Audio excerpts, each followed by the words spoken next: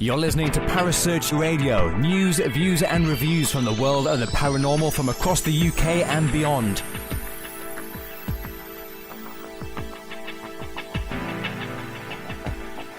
Find us on Facebook, Twitter and the World Wide Web. Parasearch UK Radio.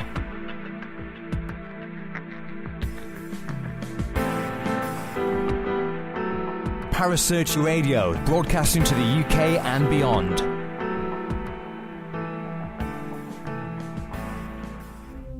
The views and opinions expressed by presenters and guests are their own and do not necessarily reflect the official policy or position of Parasearch Radio or its affiliates and sponsors. Listener discretion is advised.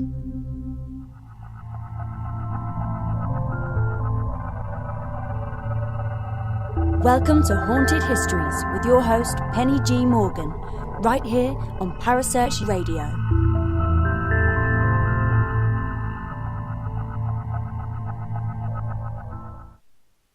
Hello there, it's Wednesday night, so that means it's time for a bit of Haunted Histories with yours truly, Penny G. Morgan, here, where else?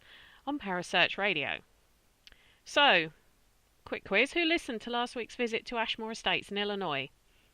Well, if you weren't able to make it, don't worry too much, I won't put you in detention or make you stand in the corner, but do go and catch up with that and all the other Parasearch shows on both Spreaker and YouTube. Places like Ashmore really are an investigator's dream, as the owner Robin Terry is an actual investigator himself, so everything is there that you would need. You can't guarantee the spirits will always play ball, but with its history it's highly likely that they're going to make an appearance too, if you ever get the chance. But where are we going today? Well, we're staying on the American side of the pond, and we're going to another place beginning with the letter A. A for Asylum 49, or as it was normally known, Tooele Hospital in Tooele, Utah. I'm going to be joined by not just one guest tonight, but two. It's a Haunted Histories Bog-Off special.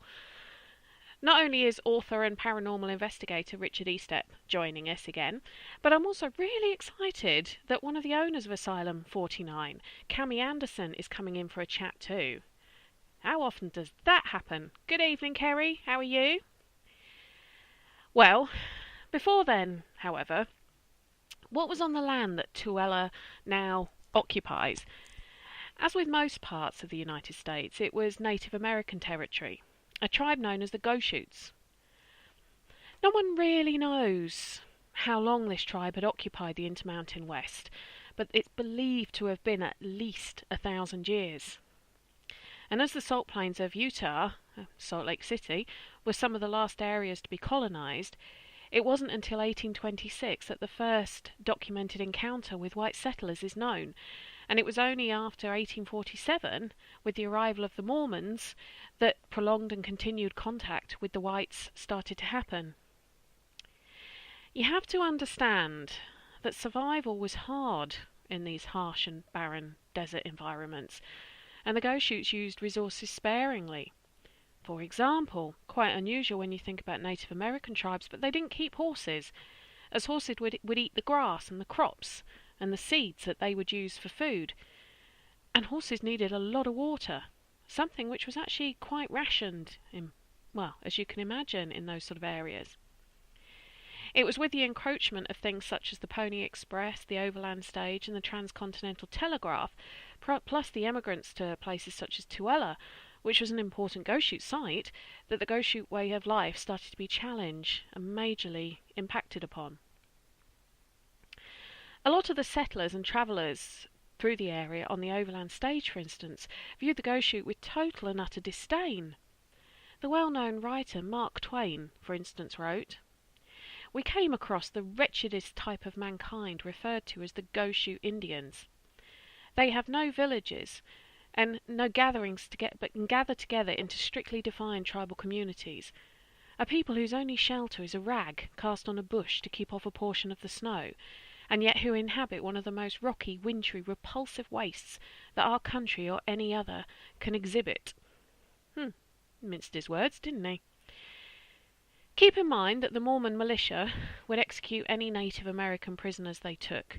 Plus, prior to this, the Goshoot had had their tribes raided by members of the Navajo and Ute tribes, who would capture Goshoot women and children and sell them to Mexican slave traders. Goshoots tended not to trade in people and preferred to capture horses to sell. Hi, Kaz. Water, always in short supply, started being denied to the Goshoots by farmers, the ranchers, and the overland stage stations. The Goshoots responded to this threat in the only way they knew how, by attacking the stations and farms and killing the inhabitants and livestock.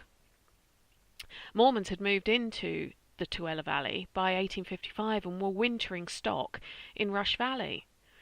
The Goshoots began to kill their livestock and threaten settlers in a vain attempt to force the whites off their homelands. Local militias and later the United States Army attacked the Goshoots, killing many and forcing the survivors to sign a treaty in 1863. The treaty was not one of land cession, nor did the Goshoots give up their sovereignty. They did, however, agree to end all hostile actions against the whites and to allow several routes of travel to pass through their country. Hello, Jason. The Goshoots also agreed to the construction of military posts and station houses wherever necessary. Stage lines, telegraph lines and railways could be built throughout their domain. Mines, mills and ranches would be permitted, and timber could be cut. The federal government agreed to pay the Goshoots $1,000 a year for 20 years as compensation for the destruction of their game. The treaty was signed on the 13th of October 1863. Signing for the Goshoots, and I apologise if I have any of these pronunciations wrong, was Tabby, Adasime, Tinsa Pagin and Harry Knupp, while James Duane Doty, Indian Commissioner, and Brigadier General Patrick E. Connor signed for the United States. The treaty was ratified in 1864 and announced by President Lincoln on the 17th of January 1865. Hi, Richard. It does make you wonder if the amount of energy that still exists at Tuella Hospital and Asylum 49, which you're going to hear about shortly, is in part down to the forced removal of the Goshoots. And this is just one tribe. Imagine the level of energy and upheaval and war that permeates through these places where the indigenous people have been pushed out. If we look at the Goshoot now in modern times, well, there's two bands of the Goshoot Nation. The Confederated Tribes of the Goshoot Reservation, that's as much of a tongue twister as it sounds, created in 1914, and the Skull Valley Band of Goshoot, which was created in 1912. The Confederated Tribes of the Goshoot Reservation is located approximately 70 miles southeast of Wendover on the Utah-Nevada borders, at the base of the Deep Creek Mountains. Tribal membership is around the 400 mark. The reservation itself covers approximately 113,000 acres in White Pine County, Nevada, and the Juab and Tuella counties, Utah. The Skull Valley Band of the Goshoot is located on a reservation of around 18,000 acres in east-central Tuella County at Skull Valley, Utah. Tribal membership there is around 130. Compare this to the once 20,000 that was estimated to be in the Goshoot tribe. Well, on that note, shall we meet with Richard and Cami and start talking about Tuella Hospital, or Asylum 49 as it's known? You ready? And we're back, and I'm now joined by a guest we've had on previously, the very talkative and knowledgeable Mr. Richard Estep, and also, and this is the first, we've actually got the owner, or one of the owners, of Asylum 49, Cami Andersen, on the show. Hi Richard, hi Cami. Hello. Hello. Hi, thanks ever so much for joining us. I know it's quite early in the morning across the pond where you are. Richard suggested that Cami come on the show as one of the owners of Asylum 49, and it sort of makes it more real because, Cami, how often do you visit the hospital premises? I'm there every single day. Every day, wow. So Every single you day. know it like the back of your hand. Very much so, yes. Cool, cool. So that's actually that's a first for us, having someone on the show who the premises we're talking about, they are there every day rather than just having visited there 3 or 4 times, or even more in some of the cases. Um, Richard is well, Richard and Cami are the joint authors of a book called The Haunting of Asylum 49, which, not surprisingly, is all about Asylum 49, also known as Tuella Hospital. Um, Richard, how did you get involved in Asylum 49? Well, I was writing a book called The World's Most Haunted Hospitals, Mhm. and had heard about the old Dwella Hospital while I was conducting my research. So I reached out to Cami and said, "Hey, could I possibly drop by and visit to ask a few questions and do some research?" And she kindly said, "You may by all means come by." Mhm. It was about a 500-mile drive each way, so it was a little bit on the far side. But I went early on a Saturday morning with a couple of fellow investigators, and we spent the night there. And the evidence that they keep in their archive is fascinating. They have a lot of EVPs, a lot of photographs, and a lot of eyewitness testimony. But we had a really quiet night. In fact, I ended up falling asleep. Mhm. And when I talked to Cami afterwards, she said, "Well, you came in the spring. The hospital's kind of dormant until September, October, November. Although there's some activity year round, it's nothing like the fever pitch it reaches when the haunted house attraction is in full swing. So you want to come back in October around Halloween when this place has thousands of people coming through it." Mhm.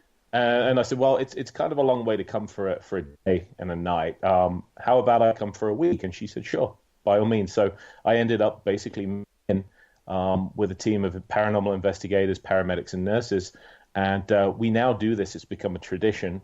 We joined the Asylum 49 family, and it's become a yearly tradition for us that we'll Mhm. we'll go out there over Halloween. We'll move into the hospital and we'll investigate. Mhm. How many years have you been doing it for now, Richard? This was, I believe, our third year. So we just got done a few weeks ago with our Halloween investigation, but we also went in February of this year, so we added a second week Yeah. this year too. Okay. And how long have you been? How long have you owned it for, Cami? We've actually owned it for about 12 years. We just barely finished up our 12th season. Mhm.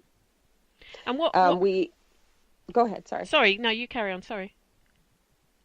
I was going to say we actually have taken over the full building. Mhm. Initially, we came in and we used a portion of the building that was not being used at the moment. Yeah. And the remainder of the building was a nursing home. And that's how we operated for 11 years Mhm. of our owning Asylum 49. Okay. Um. So I think is it you, your husband, who Yes, my owns? husband, Kim. Yeah. Yeah. And my niece and my nephew, Dusty and Okay. Lyle. So whose idea was it to buy the premises and turn it into a haunted attraction? It is definitely Kim's idea.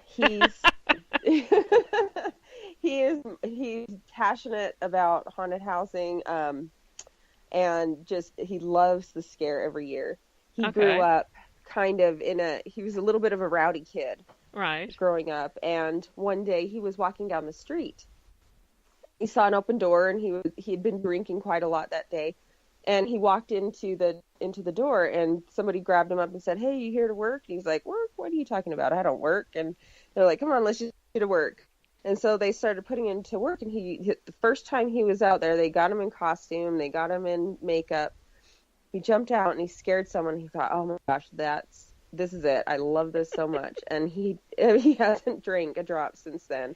So Really? yeah, so one of the things that he really, really loved about it is our town is very small. Right. Tooele, it doesn't have a lot of people. It's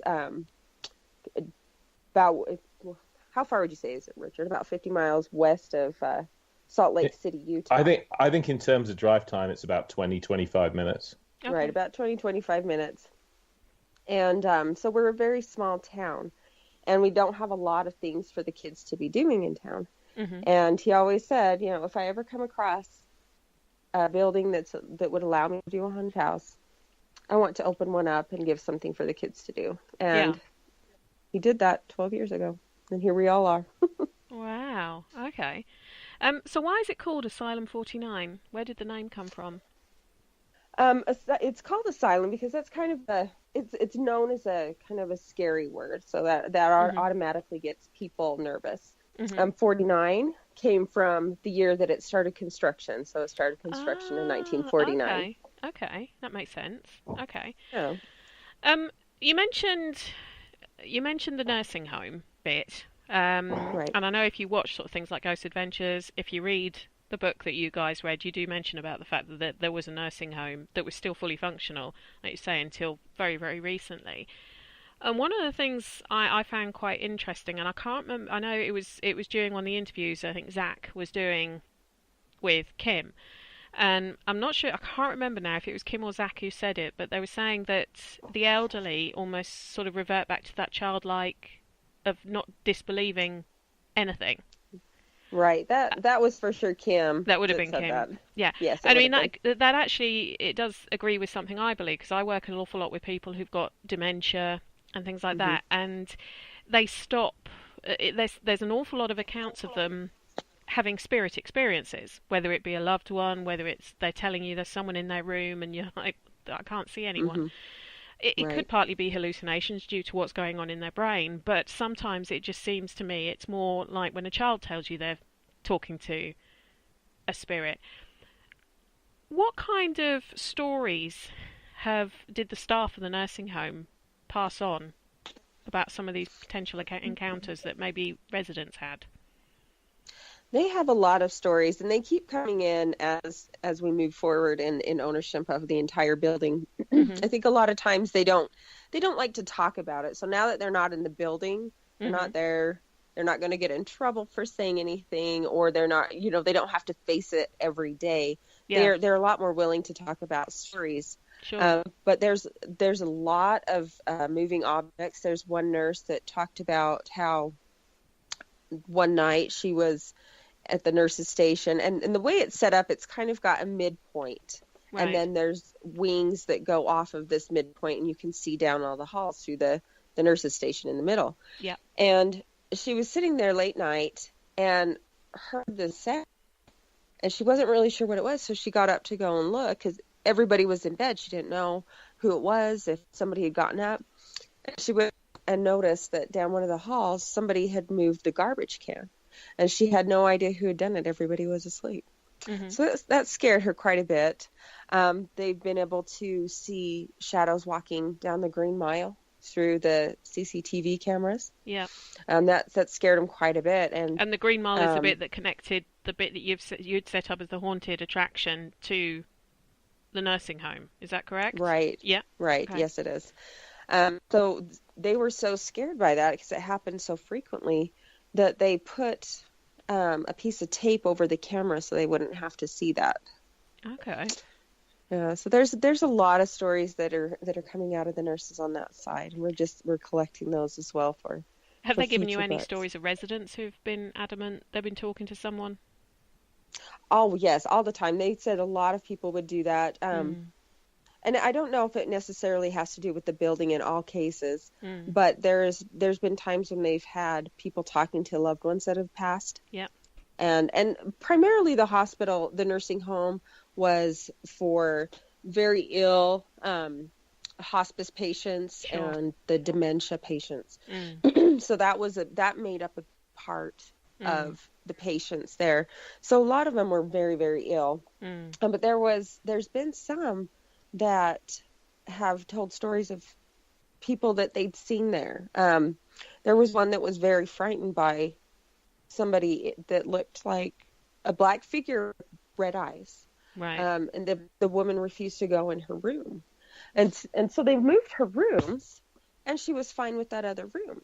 That was wasn't that the room I slept in? Yes, that was. You've slept in that room both times you've come out to the nursing home since we've had it. So yeah, that's the room it was in, and it was room 17, I believe it was. And that was down the dementia hall. So you have to take into account, well, maybe she had problems in that area. Maybe it was her illness that was causing her to see this. Yeah. But then you hear about stories from somebody directly across the hall that was experiencing something, and they didn't know what it was. This gentleman I think he was Hungarian. and he didn't speak any English. So none of the nurses could really communicate very well with him. Oh. And so they would just have to, do the best they could. Yeah. And he would frequently wake up in the middle of the night screaming and pointing in the corner. And they didn't know what he saw. They just had to do their best they could to calm him down. And so the same area, there's a lot of stories coming out of it. So you've got to think, well, was there something to this? Definitely.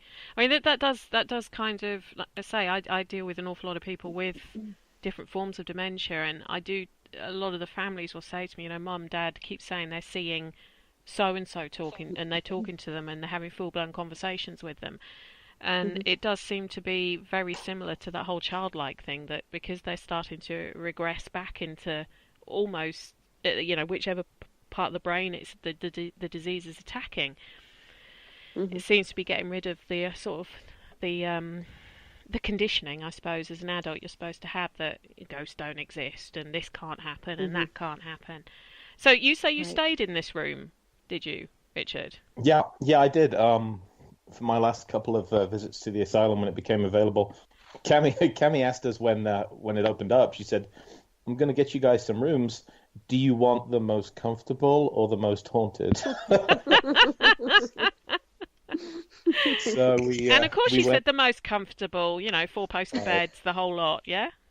Yeah, that special hospital room with the 4-poster bed and the room service. And, but no, it's kind of interesting. The first time wasn't so bad. This time I actually got a little creeped out in that room, especially as I was staying in my own for several nights. And I don't know how much of that was just purely psychological, which I'm sure a large amount of it could be. Yeah. But that's the thing with someone who had dementia who's seeing things. They won't know do you get what I mean? They won't know that something's meant to happen in there. So for the psychological side of things, especially like you say, this Hungarian chap who wouldn't have understood them, someone saying, I see some red eyes in that room. There's not crossover information there. The other side to the story, though, to remain healthily skeptical, is that when you do have a patient with an organic brain issue like dementia, I won't say it makes them an unreliable historian, but unfortunately it does call into question some of the experiences that they relate.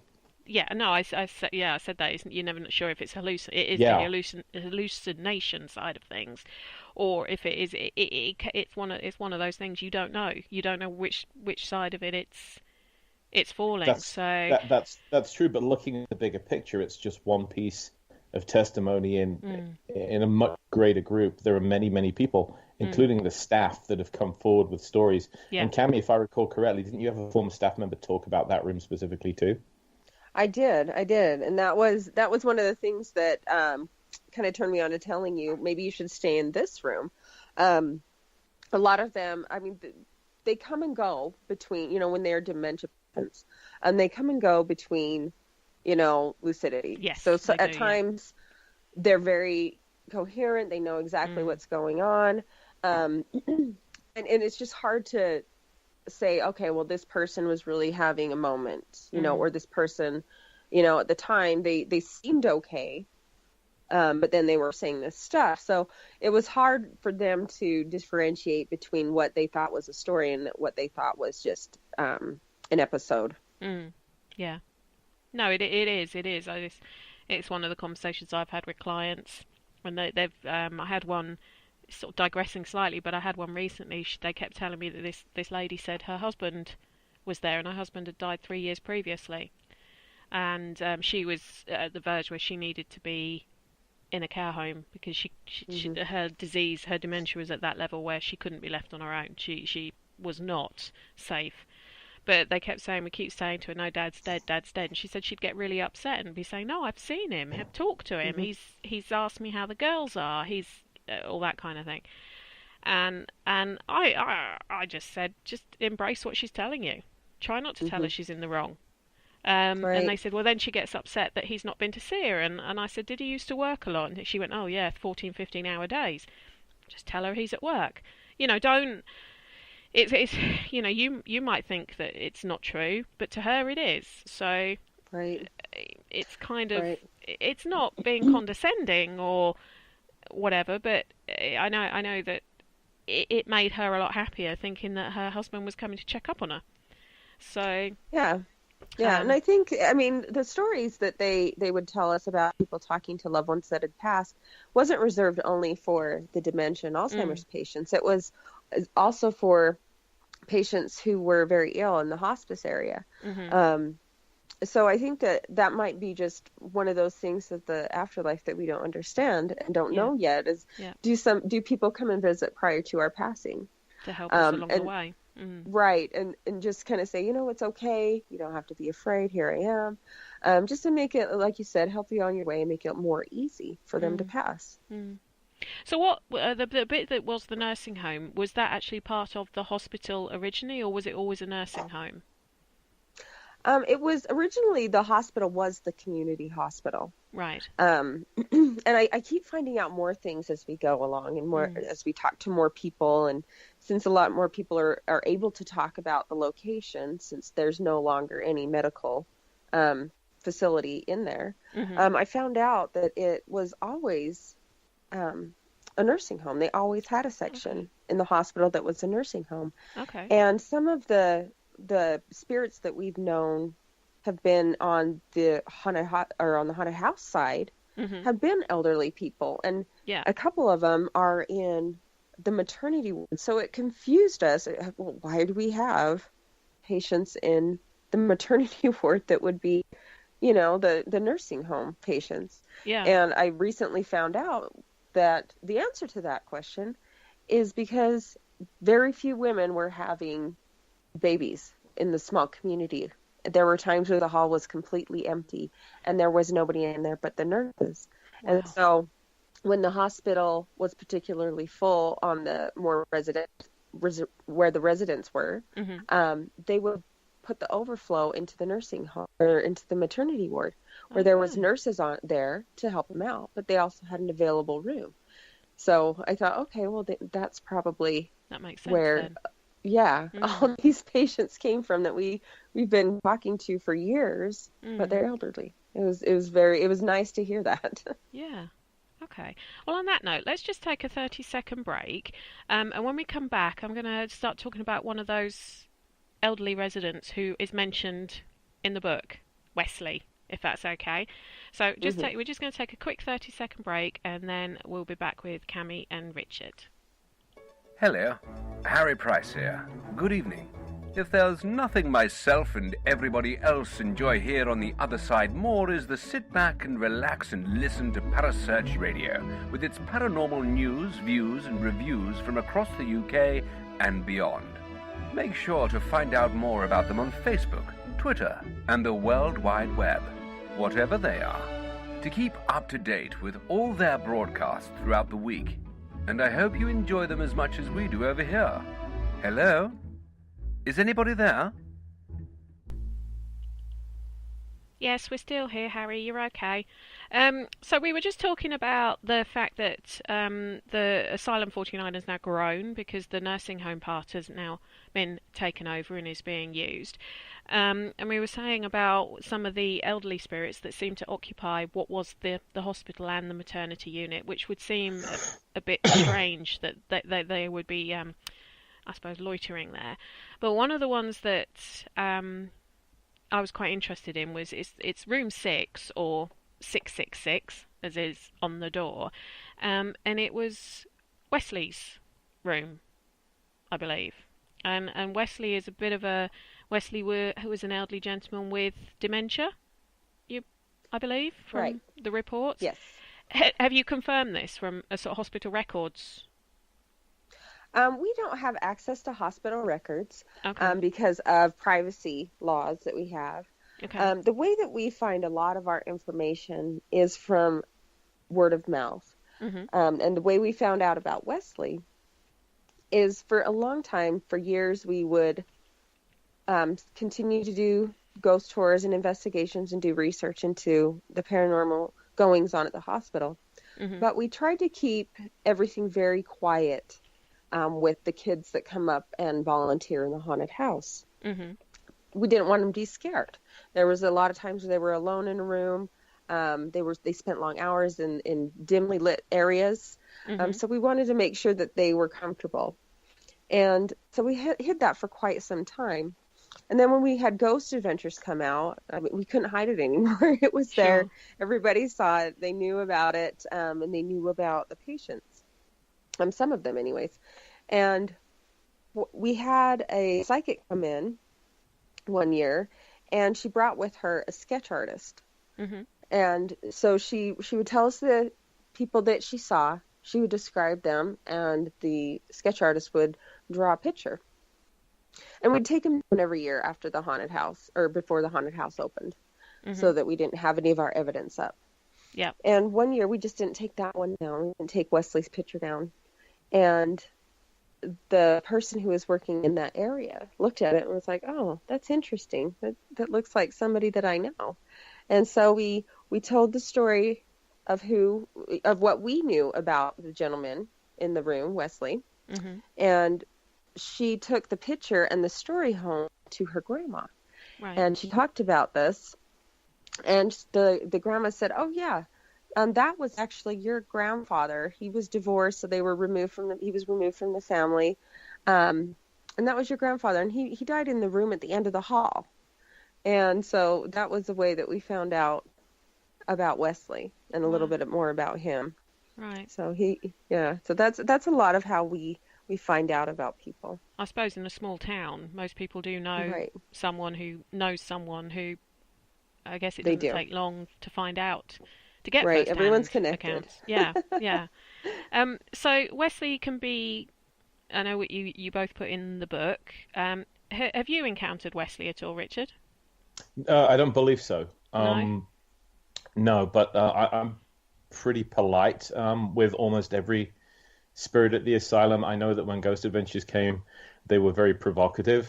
I don't believe in provoking a patient with an illness like that. I wouldn't do it if they were alive. I certainly wouldn't do it if they were dead. So when I went into Wesley's room, I offered to share my sandwiches with I think the poor man's probably gone through quite enough. But I've also heard from Cami and other people at the asylum that when the haunted house is in full swing, he tends to disappear, perhaps not liking the hustle and bustle of that comes with it. Yeah. So have you met Wesley then, Cami? I have. I've met him on several occasions. He is very, very quiet. So, and he's also nervous of other people that he doesn't know. So you do have to get fairly familiar with him, and that's saying if you catch him in a good moment, because he does at times get, he's very, very much come to his disease. He is a patient with Alzheimer's, and he died from complications of Alzheimer's as well. Yeah. And for whatever reason that crossed over with him, he's still carrying that even after his passing. So at times he will talk to you, and when he does talk, he seems, like we talked about, very childlike. Yes. He's almost scared. He seems a little bit scared. But when he's in a bad mood, he can get very, very mean and loud. He'll yell at you at times, like a child does when they're angry and can't get their point across. Right. And he'll lash out. There's been people who've been scratched and in his room. So he's very much there still. You can also see him at times walk across the hallway. We do have video of him walking into his room. So he's very much there, but he's a quiet one. But does his room have a malevolent feeling to it, or is it just people realise that, if they get scratched in there, the chances are it's Wesley and he's not having a good day. He's not feeling very well. It really depends on who's in there. People like Richard and I, we know that they're just people without bodies. So it doesn't really make us go, oh, we're scared and we're frightened of him. But there's definitely been times where even myself has been kind of nervous in that area. Right. And I wouldn't attest that always to Richard, but there is definitely feels of that, or excuse me, Wesley. But there's definitely some feel. I always feel nervous about Richard. Richard scares me. But you can at times, you do get feelings throughout the hospital in various locations, Right. where you're very nervous. Okay. And I would just add that we had a very negative spirit box session outside the doorway of room 6. However, there is also the doorway next door, the room next door to it. So this was where one of our female investigators was called some pretty disturbing words, and we received some very sexually oriented voice phenomena come through. So I would find it hard to believe that was Wesley. Right. So it may well be that there is either another entity in the area or in residence or was passing through. I don't know. Okay. What were you saying about being respectful to the spirits and not antagonizing them? You know how I feel about that, Richard. We've talked about it before. I don't like it. I've only ever got into a row, per se, with one spirit, and that was one who was bullying women who came near his room, and I wasn't going to have it. But normally... Funny you should mention that. Why? When we get to the Guardian... he's on my list. He's on my list. Him and I would go at it, believe me. If I met the Guardian, I don't stand for it. But that's the only time I get provocative with them. I don't... Normally, I'm quite a polite person. So... It was the same if I was talking to someone in real life who was a bully to women. Yeah. I'd probably tear a few strips off them, so to speak. Well, there's a difference, isn't there, between provocation and attempting to stimulate. And I'll give you what I think is an example. I just got back from an investigation outside Gettysburg. Yeah. And I was staying in an old Confederate Civil War hospital. So my idea of trying to stimulate activity there was I was playing several Civil War era songs. Yeah. Now, we know that the soldiers in this hospital would have been almost primarily Confederates. So at the very end, I snuck in a pro-Union, a pro-North song, which, it wasn't intended to be disrespectful by any means, because you can't disrespect somebody that fought on the battlefield for their beliefs, no matter what you might feel about those beliefs. Exactly. But at the same time, I think it was, it would attempt to perhaps stir things up a little bit. So you can stay on this boundary of respectful, and still get some stimulative or stimulatory effects. Yeah. Well, it's a heated discussion as opposed to an insult. Yeah, or a spirited discussion, no pun intended. That's why I said heated. Yeah. But you should treat people, I think, treat the spirits as you would treat a stranger, as a good rule of thumb. Yeah. For what I seem to spend a lot of time in jails and prisons as a paranormal investigator, and nobody in their right mind would walk into a prison swaggering, and shooting off their mouth, right? If you do, bad things are going to happen. Yeah. So if you do believe that we're dealing with the entities of people that once occupied those spaces, why would you start to poke the bear just because they're dead? Yeah. No, I agree. I agree completely. So, going back to one of the other spirits that was mentioned in the book, Jeremy. Now, I actually felt very sorry for Jeremy from the description that was being talked about him. And now Jeremy, I believe, is someone who is seen quite frequently. He is. He's seen quite frequently. He quite likes being around people and showing showing himself.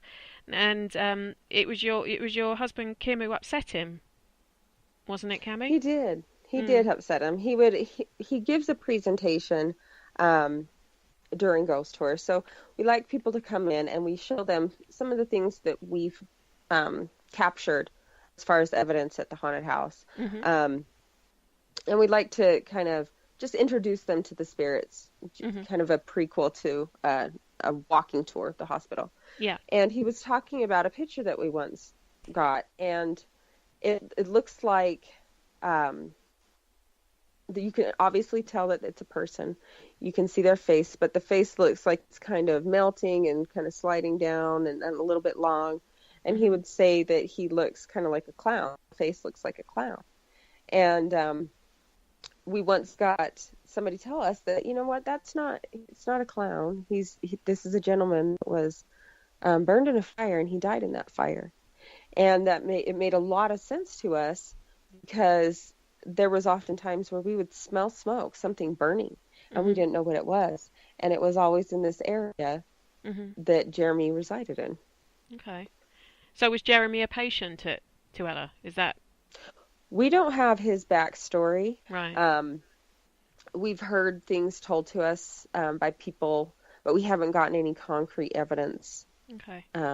of stuff. A lot of people come in and they'll notify us they're sensitives, and so we'll just kind of take information Uh-huh. and hold on to that until we can either get more Yeah. information of the same type, or until we can find somebody who knows them, or a story about that actual individual. So have you smelt the smell that people talk about, Cami? I absolutely have on Yeah. several occasions, and it's also often made a mad dash to find where the fire is until we found that out. So Okay. we did find that out, and we also, Jeremy, he is very he's an interesting guy. Mhm. He's not always perfect. Mhm. He's a bit grabby, so Okay. often, yeah, he likes the ladies a lot. He'll grab the rear ends of women a lot, and he likes to interject himself into conversations, Mhm.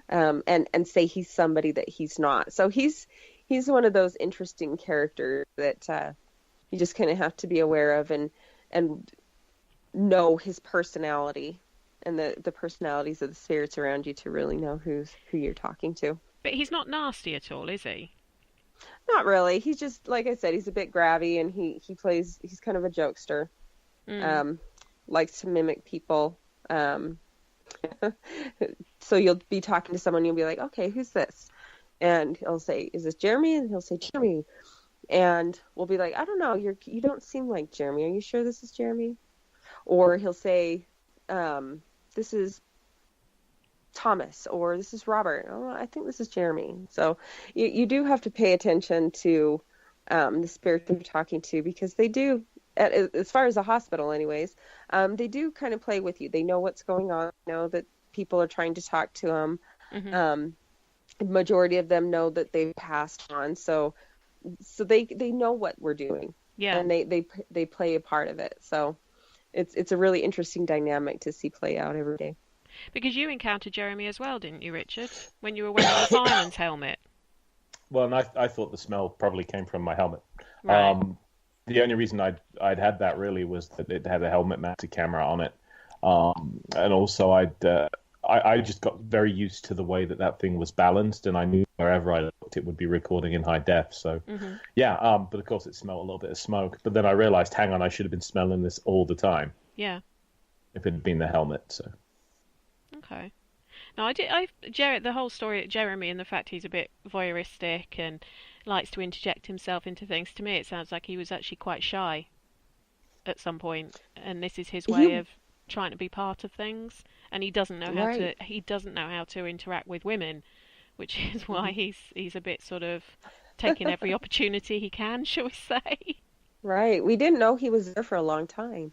For several years, we do investigations there and research into the spirits and try to talk to various people there. Mhm. And we didn't know he was there for a very long time, for several years. Yeah. And that's actually quite common. A lot of people will come out of the woodwork as we go on. Yeah. But also, we notice that because so many people come through, sometimes they bring their own spirits. Yeah. And so it's not always easy to tell if it's a resident of the hospital. Mm. So we have to watch very carefully when we're talking about the spirits that we encounter and know for sure if they're going to be, if they're actually reside there or if they just came with someone else. Mm. Okay. Now, Richard, I think it's in the book you're mentioning about the little girl that you saw when you first went there. Yes. I think it was for a haunted house experience, wasn't it? well, actually, no. Yes and no. Okay.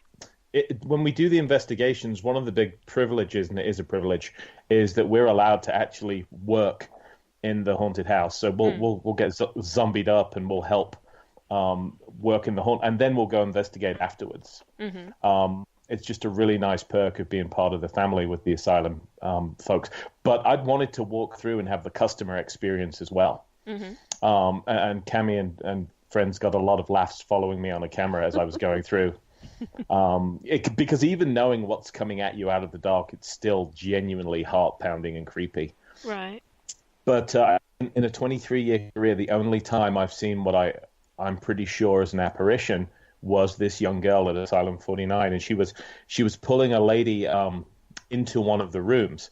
Now, the girl was dressed in an old style kind of dress, and I thought that she was one of the performers, so I didn't give this a second thought at the time. Yeah. And the lady that she was tugging on her sleeve was doing that whole kind of I'm nervous but it's fun kind of thing, you know? Yeah. And so she obviously thought that the girl was one of the performers too. But when I mentioned it to Kim and Cami and Dusty afterwards, they said, yeah, we don't have anybody that young working here tonight at all. And I went through all of the cast one by one, and the girl that I saw wasn't there. And of course, she was far too young to have come through as a customer. Mm-hmm. Oh, do you have an age limit on customers for the haunted house? We don't set an age limit, but we are not intended for young children, or even some adults that can't handle being afraid. We're a full contact haunted house, so we do touch you, we do grab you. I did read the website, the warning list on the website. Something about if you can't handle it, stay away, wusses, or something along those lines. Right. Right. Yeah, we have a little bit of a irreverent feel to the whole place. You know, we like to be a little bit gritty. So, okay. Yeah, it's definitely not intended for kids. There's a lot of props that they probably shouldn't be around, and also just being afraid is it's just too much for some kids. So yeah, generally we have probably 14 and older that are coming, so at least 14. So we don't very often have young kids that come through. Right. So was this Sarah? Was the little girl Sarah? Sarah. So Cami had told me that based on the description, it could have been. There are several young girls that haunt the asylum, and one young boy that I'm aware of. So was Sarah you thought I might have seen, right, Cami? I thought you had seen Jessica. That was her Jessica, area. That's right. Right, that was her area. And Jessica has blonde hair. So, and she's known to be very active with people around. Because I believe in the book there's one of the little girl spirits who likes to sort of hide under the beds and then jump out at people. And who's that? Is that Jessica or is that Sarah or? That one is Sarah. That is Sarah. That one is Sarah. Yes. And what do you know about Sarah? Do you know anything? As far as Sarah goes, we don't know anything that we've been told by other people and as far as records go. But she has been somebody that we've talked to for a long time. She's been very vocal with us and talked with us a lot. But when her first appearance was to my husband, Kim. And one day, the way that the haunted house is set up, when we open, we'll walk through and just get the cast all ready. Tell them, okay, we're getting ready to open the doors, make sure they're in their part, things like that. And one day Kim was walking through, and he walked through. Everything was going fine in the entry. He walked into the nursery area, and everything was okay. There's 3 sections of the nursery.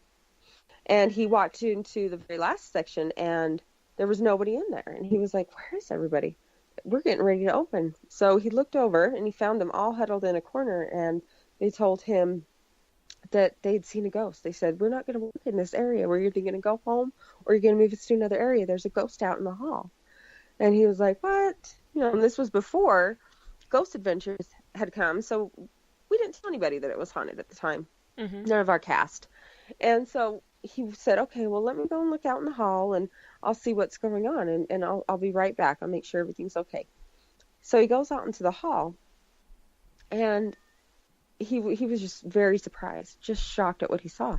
Right. Directly across the hall, standing in the doorway of room number 2, was a little girl. And he said that he was so surprised and just completely beside himself because he could not only see her, he could hear her. And she had her hands over her eyes, and she was crying, and she was saying, it's not fair, it's not fair. I just want to do what they're doing. And he said, what are they doing? What do you want to do? And she said, I want to scare people like them. And so he stopped, and he thought really fast, because he's like, oh my goodness, here's a little girl ghost. and she's crying. So what can I do to help her? And he says, well, here's what we can do. You're scaring the cast. They don't know you very well, so you're scaring them. So what I want you to do is I want you to hide under the beds, and as people walk by, I want you to reach out and grab at their legs. And she got really happy and floated underneath the bed. It sounds weird, but that's how it happened. It floated underneath the bed in the form of a black mist. And he was like, wow, this is really crazy. I can't believe that just happened. So he went back and told the kids, oh, nothing's out there. You're fine. Maybe you're just, opening jitters, stuff like that. So I didn't find anything out there. So he went and told one of the security guards the story, because at the time, a lot of the volunteers that people would volunteer were part of our paranormal team as well. And so he went and told the story. He said, okay, here's what happened, because that's one of the things you want to do when you have an experience is tell somebody. It's not going to think you're crazy. So he told somebody, and later that night he got a call. Oh, come down to the end of Hall 1. And he said, okay, I'll come down. And he got down there, and one of the girls that was in the beds had told him, oh, I'm kind of really nervous. I don't know what's going on. I keep seeing this black mist float from bed to bed. And so he's like, oh my goodness. And so it happened. It was something that multiple people had experienced at that time. Right. And I even thought it was kind of crazy. I was like, okay, that's really weird. Maybe you had, opening night jitters or something like that. Because that's a really, really far-fetched story. And he's very, he doesn't tell stories like that. He's very, very honest about it. And so I just kind of thought, okay, well, I'll take that and see what happens later on. Okay. But I didn't know what would happen later on. I'd never met Sarah. We have a picture of her, but I'd never met her, talked to her through various pieces of equipment that we have. Yeah. But, she never came across and shown herself to people like that before. Okay. And one day I was walking through with him, and just to open the haunted house, and we looked back, and there was a big light behind us. Mm-hmm. And back behind us was little Sarah, and she was playing the part that was going on down the hall. So I was like, oh my gosh, it really happened. It's Sarah. There she is. Oh. So it collaborated his story very well. Wow. Okay, so how does that make you feel when you see things like that, Cami? It's a very hard thing to describe when you see something like that. Most people that have experienced that, it seems very much out of body. Mm-hmm. And it's also it's very exciting. You almost don't believe what you're seeing. Mm. But most people who've had a genuine paranormal experience like that, it almost seems very spiritual to them. Yeah. In the moment, they have a hard time even talking about it, especially when it's one of their first times having an experience like that. Yeah. More often than not, they get choked up about the whole situation because it is almost very spiritual. It's very out of body, and it's a different feeling than you would normally have. Yeah. What about you, Richard? How do you feel when you've had an experience like that? Well, I think it varies depending on what you're expecting. When I saw the young girl, I had no idea what I was looking at. Mm-hmm. So I didn't know until afterwards, and then I spent the rest of the night kicking myself. Because for years I've heard stories as I've interviewed witnesses who've seen ghosts or seen apparitions, and I've thought, you had a phone right there in your camera. Come on. Camera there on your phone. Yeah. If you could only have just snapped a picture.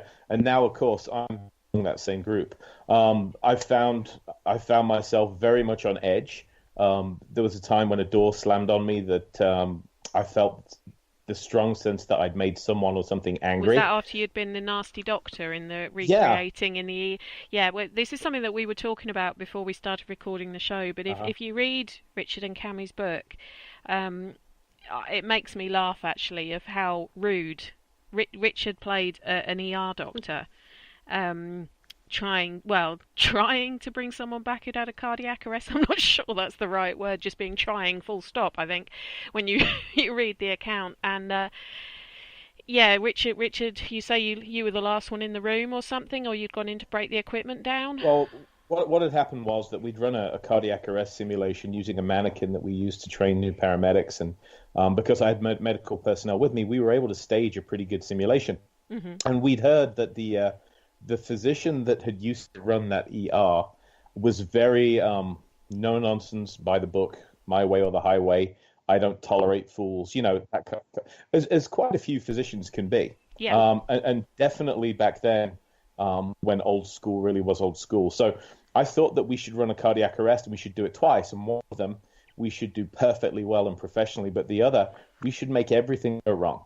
So if it could go wrong, we'd make it go wrong. So we would pull IVs by mistake, and we'd start to get angry at one another and get tense. Not really, but kind of simulating that to see if it will stimulate anything.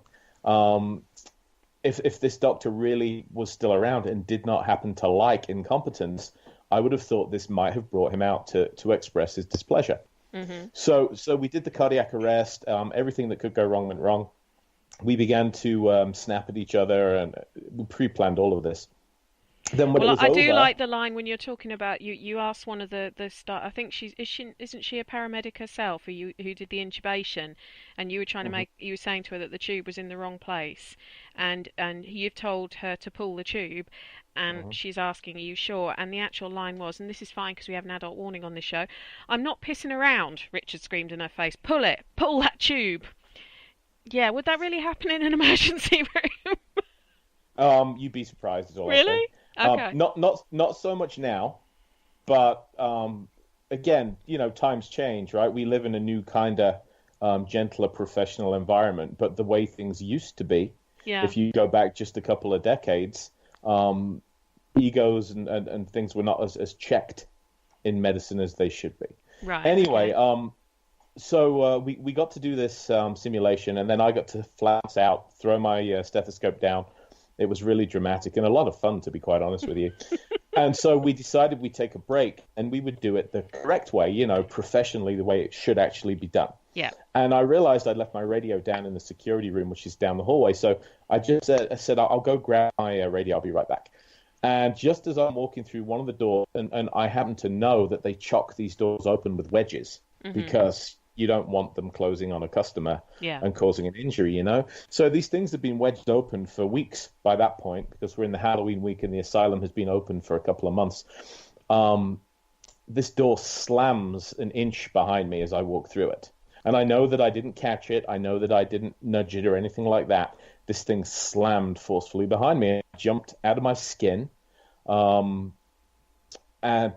turned around, and Cami still gives me a hard time for this to this day, because I said, no, hey, which isn't actually a word. Was that you guys? And I look back down the hallway and I see a completely empty hallway, and everybody is accounted for. Did you get it on? Did you get it on video? Cami? Not on video, but audio. Ah, okay. It's on audio for the whole world to enjoy. And so I'll be honest with you, I was a little shaken because I felt, quite honestly, that I deservedly got on somebody's bad side, and they were letting their displeasure be felt. And at the time, I'd wondered if it was the physician, but that hallway is also said to be haunted by a nurse. Yeah.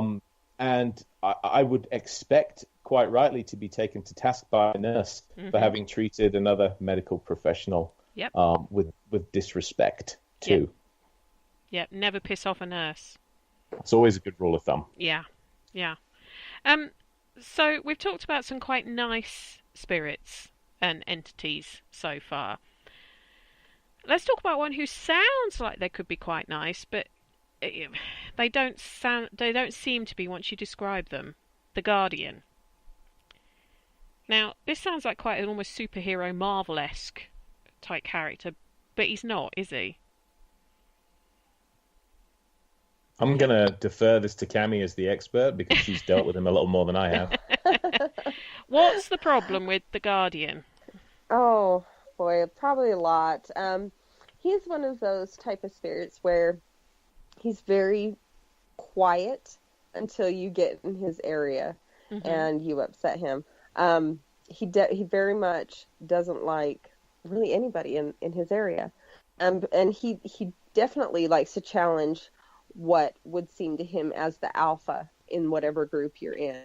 Okay. He can be very, very rude. He can be violent at times, and extremely disrespectful to women. And it made me kind of giggle when you were talking about the spirits that you've come across, that you've had to have rough talks with, kind of aggressive talks with. And this one is definitely one of those for me. He's one where I've actually gotten it to the point with him where he doesn't really even talk when I'm in the area anymore. Right. He doesn't interact when I'm in the area anymore because I don't take his stuff. But he's very much the type of person that will take advantage of a situation, and he's known to scratch people. He's known to push people, and he's known to be very, very aggressive towards people. Yeah. We don't know for sure who he is, but we've got some evidence that would support that he was a janitor at the hospital. Right. That took liberties that he shouldn't have, Right. and wasn't very nice. So he's one that definitely someone like Richard would come into contact with and have kind of an argument with, and he wouldn't be liked very much by the guardian at all, because he's fairly large. Richard is. He's a tall man, and he is always fat. Just he puts off airs as being the alpha in the group. So Richard is one that he would definitely have a problem with. Well, didn't he call you a red coat demon, Richard? So what's kind of interesting is if it depends how much stock you put in ovuluses, and I've been insulted several times with an ovulus, primarily for being British, and I did have one entity say the size, which was kind of awesome. But the Guardian seems to like to target women, so I know that when we were last there just a few weeks ago, we'd heard from a few people that the Guardian seemed to be elsewhere. That he didn't seem to be particularly active this season, and it might be because they'd structurally changed his part of the haunt. They'd taken down the mirror maze, which seemed to be the area he was most active in. Right. But some of my investigators were conducting a session down there, and one of them, Catlin, who is a PhD, and absolutely a very no-nonsense, not pushed around type lady, she got scratched across her back while the team witnessed this happening. Right. Just sitting in the part that would have been the Guardian's area. So whether he's gone or not, I don't know, but he seems to like to prey upon women primarily. Is that fair to say, Cami? It is. As far as like the aggressive actions as being scratched, and definitely has some problems with women, especially women who are in authority. He doesn't really think that is an appropriate position for a woman to have. So it would make sense that he would do that. Yeah, I probably would be going head to head with him. Yeah. Right. Yeah. I've had many times where it's like, this is my place. I can be here, and I can do whatever I want here. Yeah. So you're just going to have to step aside and cohabitate with me. Wow. Okay. So, if someone was able to get over to Utah and able to get over to Ella, how would they go about investigating Asylum 49, Cami? Before you come, though, you would have to definitely schedule a date to do an investigation. And the way that you would find us is you go to, of course, the internet. We have a website, www.asylum49.com, and you would follow the ghost hunt link. And in that ghost hunt link, that you would find an email, and that email is ghosthunt@asylum49.com, and that's how you would reach us to schedule an investigation. And everyone's completely welcome to do that. They are. Wonderful. Right.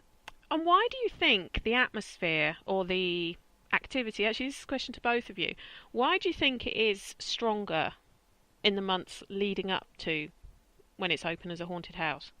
I can almost understand it straight after, but you say it gets stronger leading up to it as well. Why? Have you any idea why that might be? We have, every year, we take down the haunted house sets and we rebuild new. So every year when you come through as a customer, you're going to see new stuff. Right. So I believe that leading up to it, there's a couple factors involved. Our ghost tour season is December through August. So we have a lot of people coming in and talking to the spirits there. And it seems like as the season in ghost hunts goes on, it gets more active.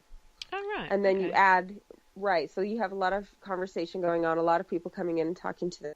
And then we also have new construction. So we're Right. changing the environment every year as well. Right. And then, so I think that's why we have more activity leading up Okay. to the haunted house attraction. Okay. What are your thoughts on it, Richard?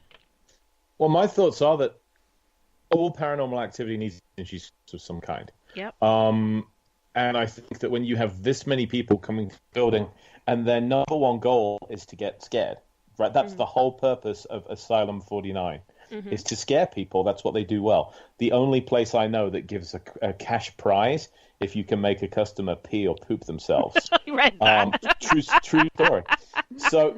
So you know, this is what they do, and they're very good at it. So you have that many people coming through on a very regular basis, hundreds and then thousands of people as the season wears on. A lot of that energy has to go somewhere. It's a great untapped reservoir, I think, a resource that spirits could use in order to manifest, and I think that they do. Okay. So, Richard, what have you got you're working on at the moment? I've got several books on the go. I've just finished the manuscript for a follow-up to In Search of the Paranormal. That's a book of cases on both sides of the Atlantic. That comes out next September in America and October in the UK, published by Llewellyn Worldwide. Right. Cami and I are working on the world's most haunted ships because we're both interested in maritime ghost stories. Okay. I'm working on a book about the haunted hospital in Gettysburg, a book about 30 East Drive, Pontefract, the Black Monk case. I lived there and investigated that for a week. And what's the other one? Oh, yeah, I'm about to go to Bodmin Jail in Cornwall to research a book about that in January, February. Have you been there before? No. You're in for a treat. You're in for a treat. I had paranormal experiences there during the day when other people were around. I can't wait. It's incredibly active. Incredibly active. We did a show on it a couple of months ago. And yeah, the investigators, they were saying something that they experienced in I won't tell you where, but in one part of it. And I said, well, I smelt that when I was there myself during the day. So yeah, it's a fascinating place. Fascinating place. I cannot wait to go. I should be there for 4 or 5 days. And I'm very much looking forward to getting to grips with that location. Well, thank you both for joining us tonight on Haunted Histories. I really do appreciate you taking the time to join us. It's been a pleasure to meet you at long last, Cami. Thank you so much, and it's a pleasure to talk to you as always, Richard. No worries. If you want to go and check out Asylum 49, do go and have a look at the website. And also if you want to go and check out Richard's different books that he's written, there is quite a few of them. And like I say, one of them is what we based this show on. It's called The Haunting of Asylum 49, which he wrote with Cami. Do go and have a look for that one. They're quite easily to get hold of, well, here and in the States. But all that leaves me to say is thank you ever so much for listening to Haunted Histories. My name is Penny G. Morgan. Don't forget, Parasearch Radio has shows on every night of the week that you can catch up on at any time, and you can even download them so you can listen to them on your commute to work. But all that leaves me to say is have a good evening, sleep tight, and don't worry too much about things that go bump in the night. Thank you for listening. Don't forget to join us for more shows throughout the week. Find us on Facebook, Twitter, and the World Wide Web to keep up to date with all the shows right here on Parasearch Radio.